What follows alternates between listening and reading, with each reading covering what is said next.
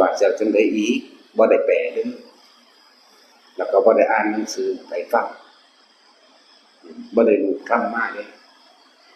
แจ้งจากตลาดออกเบิดแบมือบ่มีแนวกำไว้จักบ่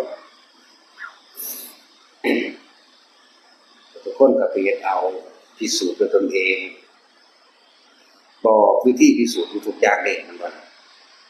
สตินึกถึงลมหายใจเข้าถ้าพวกเจ้าออกจากลมหายใจเมื่อไหร่ต้องปิดพวกเจ้าไปหาลูกเต้าเราหลานทรัพย์สมบัติเงินทองเรื่องราวต่างๆอยากมีพี่น้องสารพัดกังวลทันทีเนี่ยบอกวิธีพิสูจน์กันเลยกลับมาอยู่ในโลกเนี่ยแน่อยู่กับโลกบ่มีอีหยังหายดับเบิดเลยเนี่ยบ่ล่ะบัดนี้มันบ่แม่นแค่นั้นในการฝึกการนับสติมันบ่แม่นแค่ว่าอยู่กับลมเด้อมันยังมีความรู้สึกเกิดขึ้นในร่างกายของอีกแต่ว่าจะบอกวิธีพิสูจน์ตนเอง